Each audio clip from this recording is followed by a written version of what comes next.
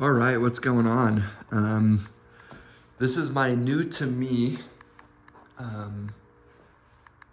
YZ, well, it's a YZ80, but I'll get to that later. Yeah, so this is a new to me 1993 Yamaha YZ80 two-stroke. I bought this off of Facebook Marketplace for a whopping $250. And as you can tell, it's definitely someone's project bike. It's missing a lot, but we'll get into that. But yeah, I picked this thing up for $250. It did have the plastics on it. I already stripped the plastics off of it. They're over here. But it is not a titled vehicle and it is not running. As you can tell, there's obviously a lot missing, but we'll get into what's missing and what's needed later. But yeah, the seller stated that it is a YZ85, which would mean that it is, I believe, a 2003 and newer. I think the AZ85s came out in 2000. It's either 2002 or 2003.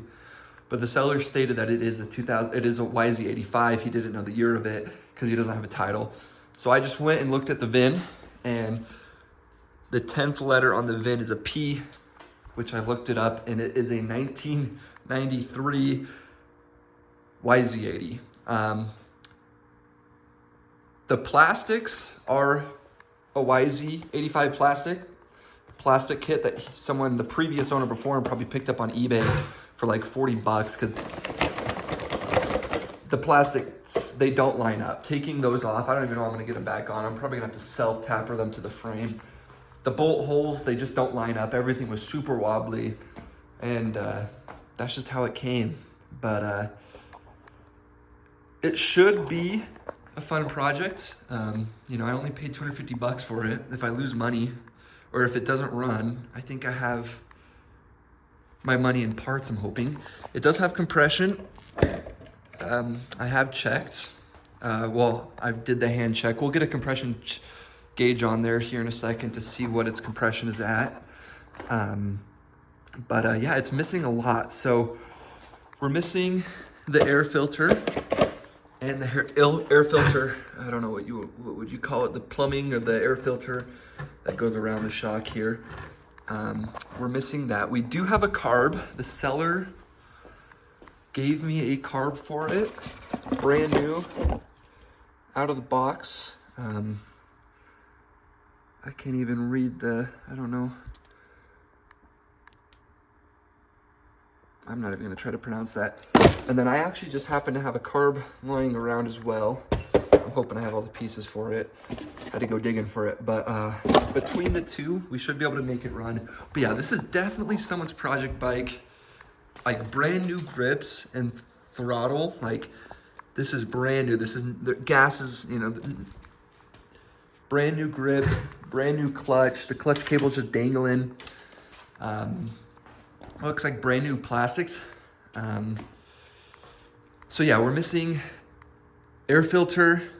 We're missing the carb. Well, we have the carb, we gotta put that on. The clutch is not connected. The throttle's obviously not connected because the carb's not on. And we are missing the exhaust, which is a bummer because that's probably the most expensive part of this bike besides the motor. So the goal for this video is to get it running, but not driving. If it runs, then maybe I'll consider sinking money into it to get it driving again. But if it's not gonna run, I'm not gonna go buy the parts before I know for sure that it's gonna run. So first thing we'll do, oh yeah, and it came with a new tire as well, because the back tire is pretty shot. And actually, I was looking at it, and the rim has a pretty gnarly hit there. So, but it holds air. We will need a front tire. I got looking at it because it is pretty dry rotted, sun rotted, but it holds air as well. So again, if we can get it driving, we'll worry about that stuff later. The goal for this video is to just get it running. So the next thing we're gonna do is probably check fluids, check spark, and check compression. So, all right, checking the fluids here. I did check fluids. I looked for fluids when I first, oh, maybe not. Wow, that is brand new. That is super clear. That is like brand new fluids. So it's got coolant. And we are mixing, I've had this sitting here, and that can either be mixed two-stroke oil, or that could be this coolant now that I'm looking at it, because this coolant is blue. I'm hoping that we're not leaking out of the water pump. That would suck.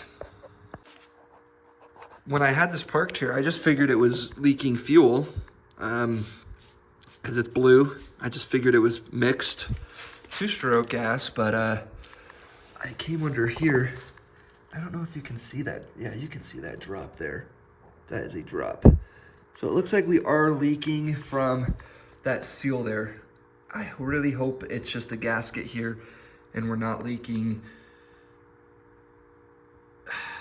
We're not mixing oil and coolant, but we'll worry about that later. All right, let's go ahead and check the oil as well. Pretty sure it's got oil, but how clean is the oil? That's the question.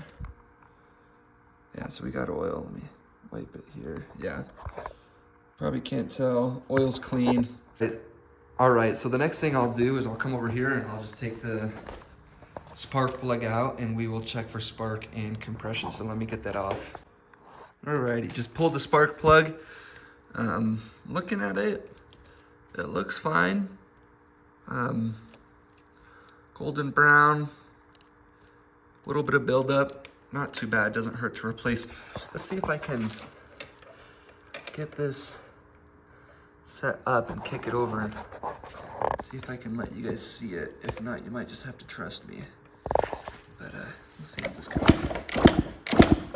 Let's see if I can record it without shaking. I can see it in the video. So we have spark. That's really glad it's not an electrical issue. I'm not sure if you guys are able to see it. I can see it through the phone. Yeah, you guys are gonna be able to see that. So yeah, that's huge. We have spark. I was really worried looking over here at some of these wires that come from the stator that go to the coil and the ignition. I was getting really worried, and I'm pretty sure this is a new kill switch. So I'm really grateful that the wiring hasn't been tinkered with too much and that it works. So let me get a compression gauge tester in there and we will see how much compression we have. Alrighty, I got my little cheap $20 compression tester fitted up. I kicked the motor over a bunch of times before I hooked it up to get oil on the cylinder, just so that we're not getting a dry reading, but rather we're getting a lubricated, get some oil on the rings to make more compression. So I'm not sure I'm gonna be able to do this. Well,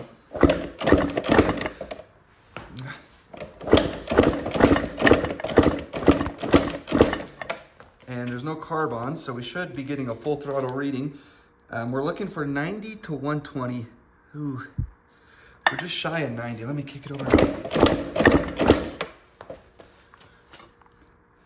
So we're just barely under 90. I'm not too worried about it. For 250 bucks, it's got compression. It's got compression, it's got spark. We're gonna give it air. And all we need is fuel. So let's hook up the carburetor. I'm super stoked. Man, I knew it had compression because I could kick it over. And I knew we could get it started with probably as low as 60 with enough kicking it over, but I'm super happy about the spark. So we'll cut back to when I get the carburetor on. Alrighty, I was just about to install the carburetor when I think I found our first problem with getting this machine to run. That has to do with this right here. So this is for the clutch. Clutch is supposed to, oh, that's the throttle. Clutch is supposed to connect into here. Oh, if I can show you guys. Clutch is supposed to connect into here. And as you pull the clutch, it's supposed to open the clutch how it is now. And when you let go of the clutch, this is supposed to be spring action, and it's supposed to close that. But as you can see, there's no spring, there's no tension on that. And I'm not sure how this system works, but there's a gap here, and I'm pretty sure there's supposed to be a spring that operates this arm. Oh shoot, is that gonna come out? Oh, that comes out. I'm not sure if that's supposed to do that. I'm unfamiliar with this style. I'm not used to working on bikes this old. Normally I'm used to hydraulic clutches. So, I'm not sure if that's supposed to come out. I'm pretty sure that's supposed to come out though. It came out really easy and there's nothing to keep it down. But yeah, that I'm pretty sure is supposed to be spring loaded. I should have checked to make sure. I know this thing goes into gear and goes into neutral, but I should have made sure that the transmission, that it goes through all gears. I don't know how that works. If there's anyone watching this video, doubt it. Maybe you guys can let me know how this works.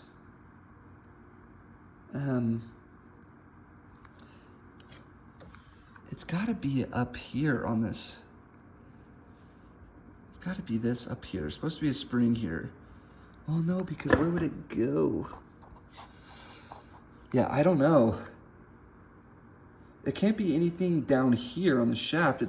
If the spring doesn't go right here, the spring's gotta be inside the transmission, which would mean that something's broken. That's spinning so freely, there's no tension on anything. Oh no. It looks like the only way to get to that would be splitting the case too. I know it doesn't interfere with the stator and magneto. That's gonna be inside. Oh no. We'll see, we'll get to that point and we'll figure that out when time comes.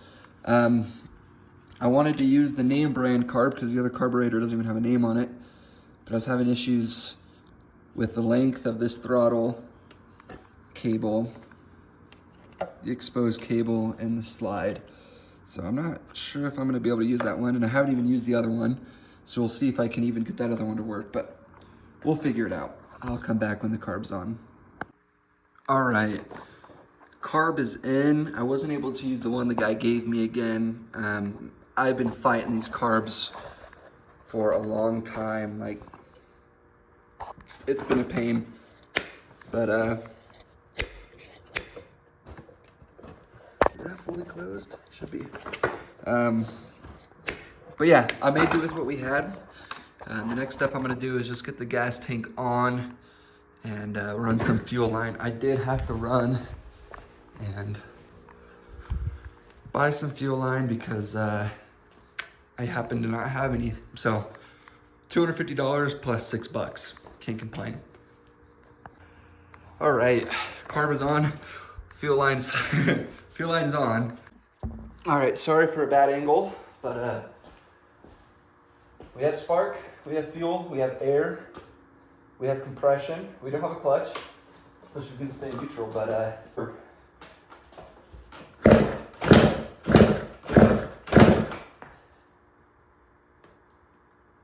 ooh. Why do we have...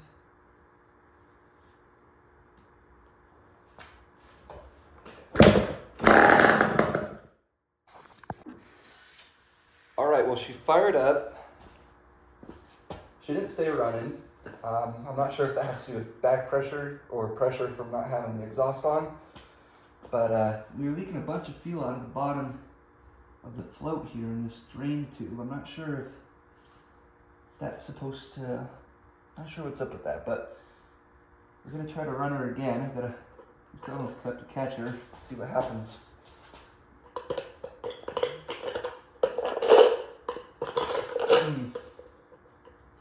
All right, let's try this again. Let's turn the choke off. That started way quicker than I expected. Now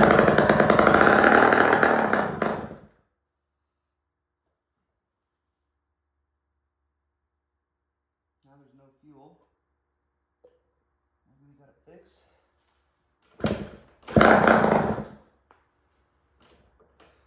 we got fuel now.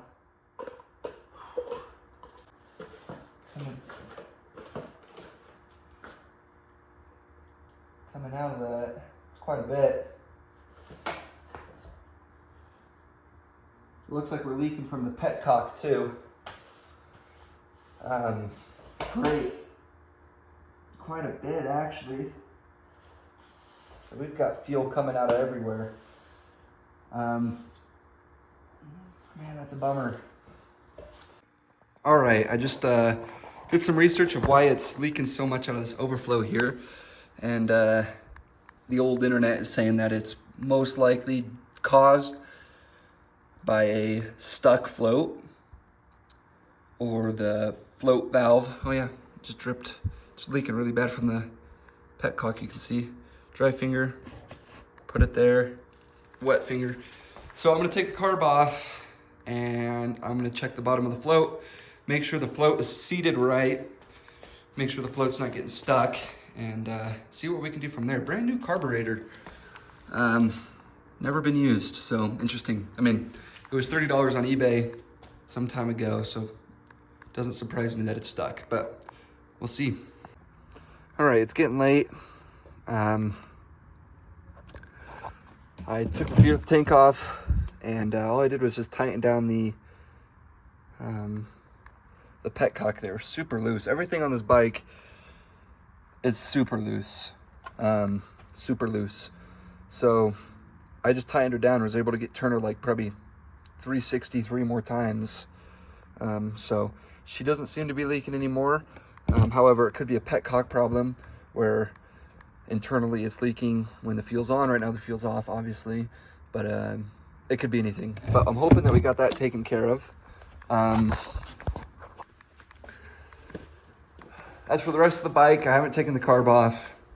I'm gonna go in there and see what's going on with the float again, but I think I'm gonna call it a night. I got work tomorrow and it's late, and it took a lot more time to get this running than it appears to. Ran into a lot of issues and problems, but she runs. She doesn't drive, she runs. So now I have to sleep on it. What I wanna do, if I wanna get it running, or if I wanna sell the motor, the engine as it is, easily make my money back. If not, I'm looking at a couple $100 to get a non-titled dirt bike running. You know, who cares about a title, but don't want to dump in money into something that's not going to really make me money. The plastics don't even line up, so I get it running and driving. I got to figure out what I'm going to do with that. Everything. I don't have an air filter. I'd have to buy an air filter. I'd have to buy the plumbing or the tubing for it to the carburetor. I'd have to buy the exhaust with the silencer. I'd have to eventually get a new front tire. And I don't even know if the transmission works yet, because we still have that issue with that. This will probably be the deciding factor. Maybe I'll make another video on this, see if it can't run and drive. And if there's something wrong with the transmission, I'm just gonna sell it as it is for parts and hopefully make my money back. But I thought it would be a fun little idea to see if I could get it running. And you know, and for $250, you can't be mad, you can't complain. But yeah, I think that's it for the bike for now. Let me know what you guys would do, if you would dump the money into it to get it running, or if you would just part it out and sell it as it is, as it sits. Let me know what you guys think, but yeah, till the next one.